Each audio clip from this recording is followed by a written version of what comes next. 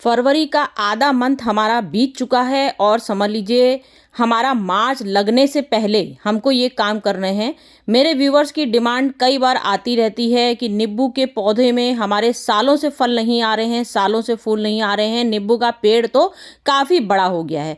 तो हम आपको वीडियो में A to Z जानकारी देंगे कि नींबू के जिसके फल नहीं आ रहे हैं, अगर आपने प्लांट लिया हुआ है, साल भर का प्लांट हो गया है, उसके बाद भी आपको लगाए हुए 1.5 साल हो गया, आपने पूरी खाद दे दी, सब कुछ किया है आपने, उसके बाद भी आपके फूल नहीं बन रहे हैं, तो हम आपको ये भी जानकारी देंगे। और जिसने मेरी टिप्स फॉलो करी है, जिसके फूल आने शुरू हो गए हैं और झड़ने शुरू हो गए हैं, क्योंकि व्यूअर्स की डिमांड आती है कि हमारे फूल आने शुरू हो गए हैं लेकिन तुरंत झड़े जा रहे हैं, वो प्लांट में रुक ही नहीं रहे हैं। तो आज हम आपको ये भी बताएंगे कि हमारे प्लांट में इतने सारी हैविंग मात्रा, जिसको बोलते हैं हैवी फल आ रहे हैं, फ्रूट आ रहे हैं, इतने ज़्यादा इसमें फूल आ रहे हैं, अपनी आंखों से आपको मैं वीडियो दिखाती रहती हूँ और सब कुछ बिल्कुल डिटेल में दिखाती हूँ। वीडियो ज़रूर मेरा बड़ा होता है, लेकिन आपको मैं डीपली एक एक चीज़ समझाना चाहती हूँ, कोई चीज़ आपसे मिस ना हो जाए, इसलिए सब कुछ आपको जानकारी अच्छे से देना चाहती हूँ, इसलिए मेरी वीडियो थोड़ी बड़ी हो जाती है।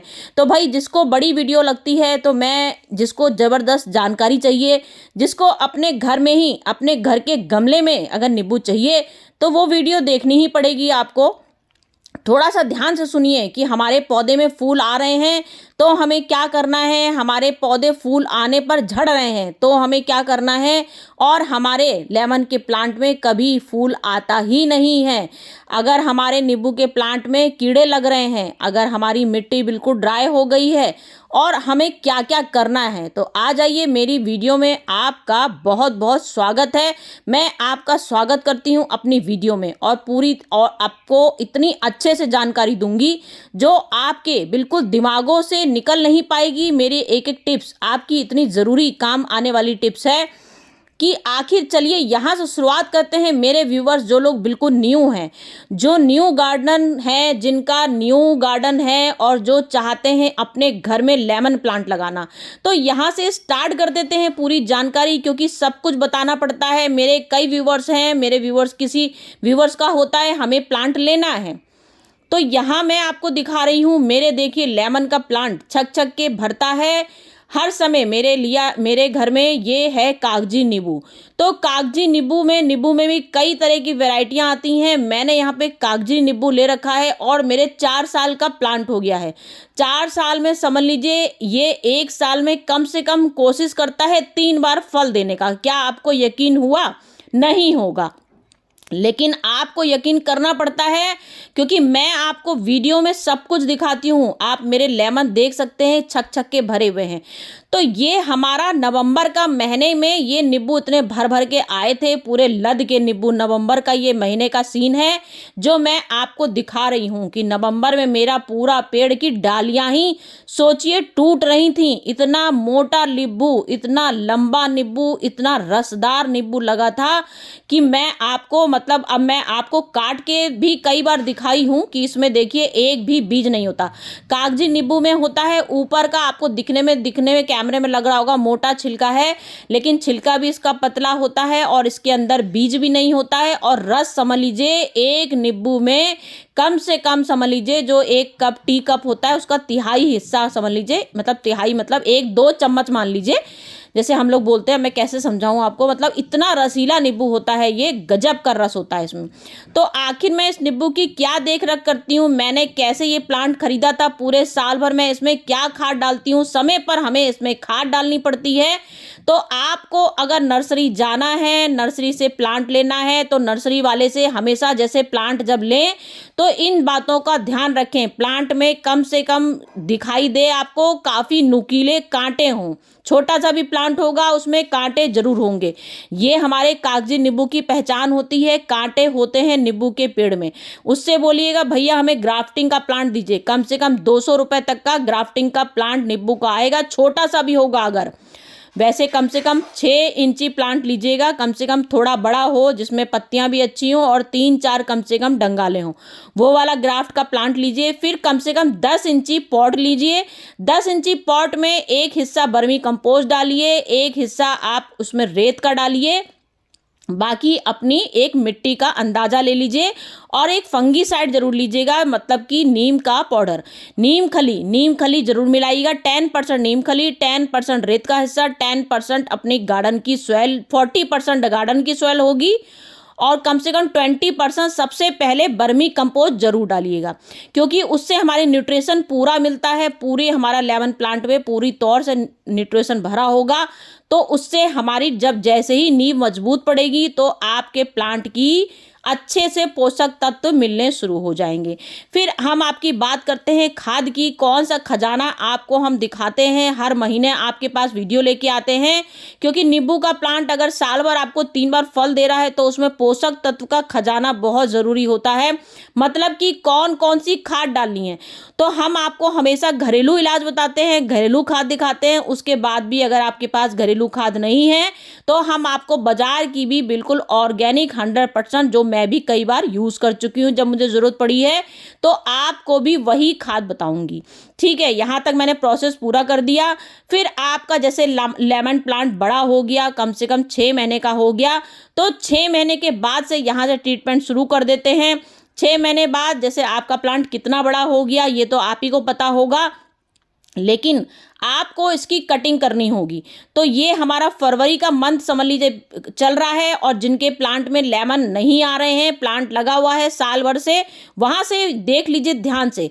जो जो आपकी डंगालें सूखी हैं उनको बिल्कुल कट कर दीजिए, मतलब ऊपर से वो सूखी होंगी, नीचे से हरी होंगी, लेकिन आपको समझ में आ जाएंगी, ऊपर से दिखने लगेंगी कि हमारी प्लांट बिल्कुल डंगालें सूखी सूखी हो गई हैं। तो वहाँ से आप डंगालों को काटना तुरंत शुरू कर दीजिए। लेकिन सबसे बड़ा ध्यान क्या देना है कि आपको किस औजार से काटना है इसको। तो आपको पहले डिटॉल या सैनिटाइजर से अपने औजार को बिल्कुल साफ सुथरा करिए।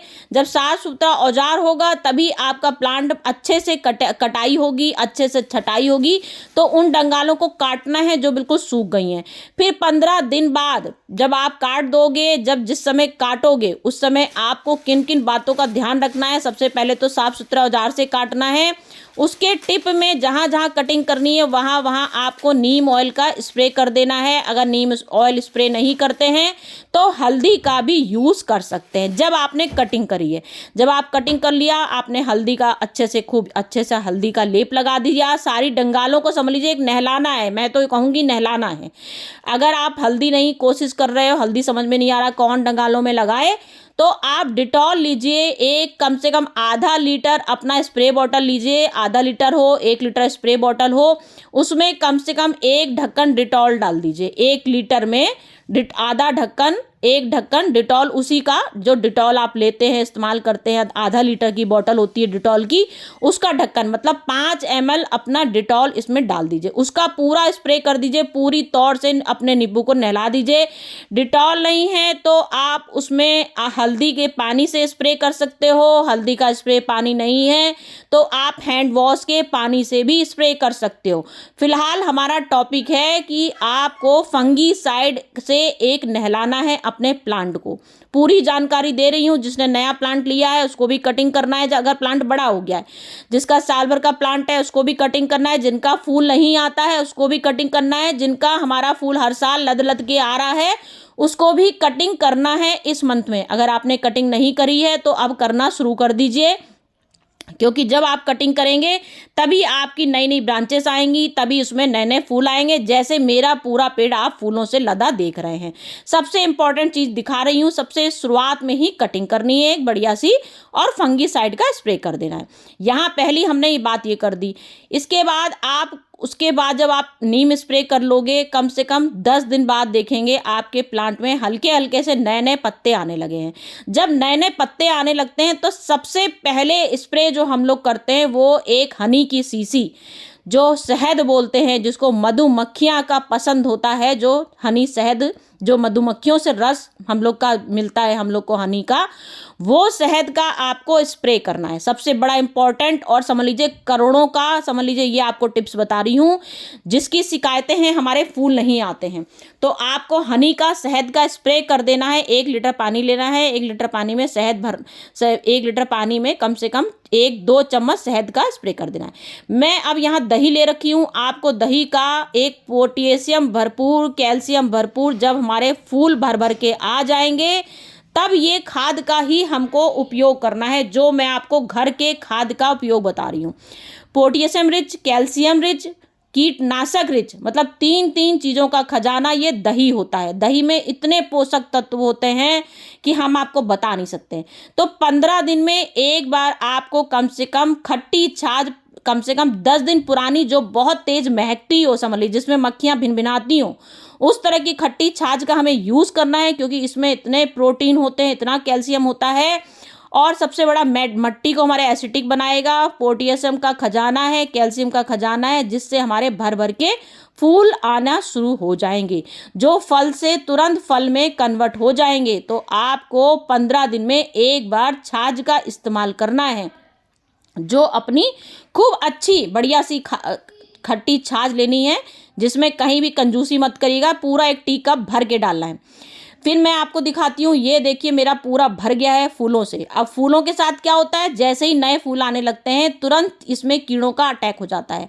जैसे मैंने कटिंग पे बताया आपको स्प्रे करना है एक। अब जब फूल आते हैं तो नए नए फूल जैसे ही आते हैं, इसमें इतने सुगंधित फूल होते हैं कि कीड़ों को भी बहुत पसंद होता है। तो मधुमक्खियाँ तो हमारे फूल पैदा कर देती है, और जैसे ही फूल पैदा करती है तो हमारे दुश्मनों को भी खबर आ जाती है, तुरंत आ जाते हैं दौड़ते हुए फूलों को खाने के लिए। वो पहले ही फूलों पे हमला कर देंगे, जिससे हमारे फल ना बन पाए। तो आपको इस समय बहुत ध्यान देना है, जब आपके फूल आ जाए तो आपको कीटनाशक कोई भी दवा नहीं डालनी, इस बात का ध्यान रखिएगा। क्योंकि कई लोग क्या करते हैं, जैसे ही कीड़ों का अटैक होता है, लोग सोचते हैं कीड़ों की दवा डालनी है, नीम स्प्रे कर देना है, या कोई भी हम लोग को बाजार से कीटनाशक दवाई लाए और स्प्रे कर दिया। तो ये भी आपका फूल झड़ने का कारण होता है कि फूल आ गए और आपने उसमें कोई गजब का पावर वाला कीटनाशक दवाई डाल दी। आपको कभी कीटनाशक दवाई नहीं डालना है। घर की हल्दी, सिर्फ हल्दी, एक हल्दी अपनी ऐसी होती है जो अपने घर की होती है, इससे चींटियां भी चले जाते हैं, कीड़े भी चले जाते हैं। बहुत ज़्यादा अगर ऊपर कीड़ा लग गया है तो उस डाल को ही काट दीजिए। फूल लगे हैं कोई बात नहीं, चिंता मत करिए। अगर आपके कीड़ा ज़्यादा लग गया है, कीड़ा आपको ज़्यादा, चींटियां तो क्या, एक काला काला कीड़ा आता है जो फूलों पे भर जाता है, जिससे हमारे फूल खत्म हो जाते हैं, झड़ जाते हैं। तो आपको पहले हल्दी भरनी है, और बहुत ज़बरदस्त कीड़ा लगा है तो उस डाल को ही काट दीजिए, फेंक दीजिए, उसको तुरंत काट के फेंक दीजिए, नहीं तो ये आपको बहुत भारी नुकसान कर देगा और आपके फूल बिल्कुल ही ख़त्म हो जाएंगे। तो ये यहाँ तक कि हमने बात कर ली कि हमारे फूल आ रहे हैं, झड़ जा रहे हैं, नहीं बन रहे हैं। तो झड़ने का क्या कारण होता है, झड़ने का हमारा ये भी होता है, जैसे आपके प्लांट में कीड़े भी नहीं लगे हैं और फूल भी खूब भर भर के आ रहे हैं, उसके बाद भी आपके फूल झड़ रहे हैं, तो क्या कारण होता है कि आपने ध्यान नहीं दिया, पानी इसको भर भर के दिया। आपको लगा फूल अच्छे अच्छे आ रहे हैं, भैया पानी डाल दो, पानी डाल दो। जहां आपने ज़्यादा ओवर वाटरिंग कर दी तो आपका नींबू बनने से पहले झड़ जाएगा।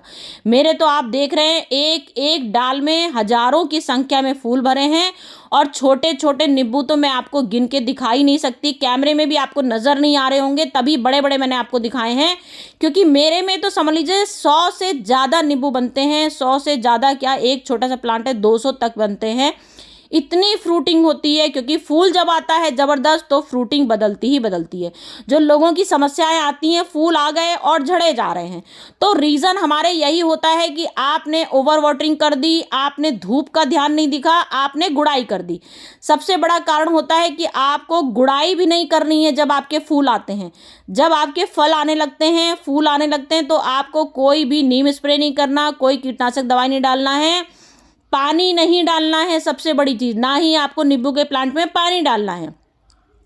खाली आपको कैल्शियम रिच एक फर्टिलाइज़र बता रही हूँ, सिर्फ दही का ही आपको, अगर उस ऊपर चींटियाँ भी लग रही हैं तो आप दही का स्प्रे भी कर सकते हो बहुत अच्छे से। 1 लीटर पानी लेना है, 1 लीटर पानी में आधा कप आप खट्टी छाछ का स्प्रे भी अपने नींबू प्लांट में कर सकते हो।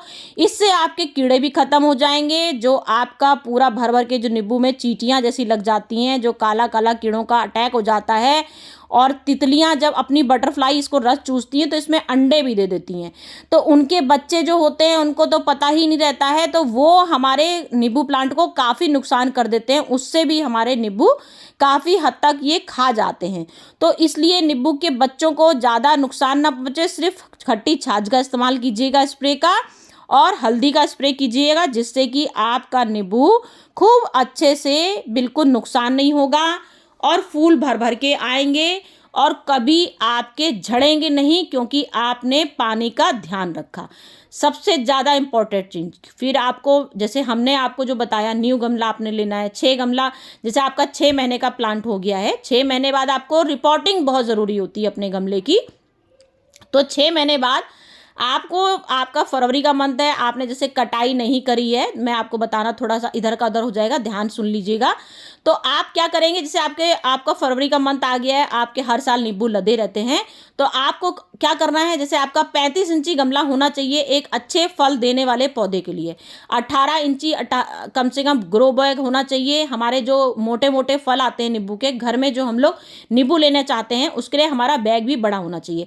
कम से कम उसमें 60 किलो 80 किलो मिट्टी आनी चाहिए। मतलब समझ रहे हैं आप, 80 मतलब कम से कम 60 किलो मिट्टी आनी चाहिए। तभी आपके, जैसे मेरे लेमन प्लांट देख रहे हैं कैसे भर के बिल्कुल पूरा लदा रहता है ये गुच्छों से, इतना फूल इसमें आता है। तो आपको ग्रो बैग का भी ध्यान देना है, कितना बड़ा ग्रो बैग लेना है। आप सीमेंट का गमला ले रहे हो, मिट्टी का गमला ले रहे हो, या ग्रो बैग ले रहे हो, या बोरी ले रहे हो, इन सब का ध्यान रखना है। धूप का ध्यान रखना है, पूरे 8 घंटे की धूप आनी बहुत ज़रूरी है।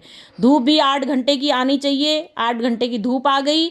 समय समय पर फर्टिलाइज़र कैसे देना है, 15 दिन में एक बार पोटेशियम रिच खाद डालनी है।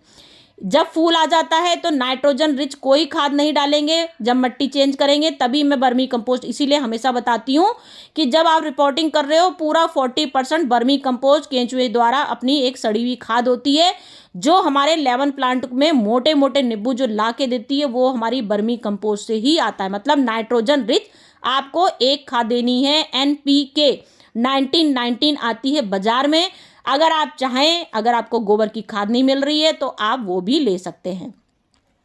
मैं बाजार की खाद भी ऑर्गेनिक का इस्तेमाल कभी कभार कर लेती हूँ। वैसे मैं खैर हमेशा ही घर के ही खाद आपको दिखाती हूँ, लेकिन जैसे नौकरी वाले लोग हैं जिनके पास खाद बनाने का टाइम नहीं है, मैं तो पोटेशियम रिच केले का छिलकों का पाउडर भी बनाती हूँ, वो भी 15 दिन में एक बार डालती हूँ।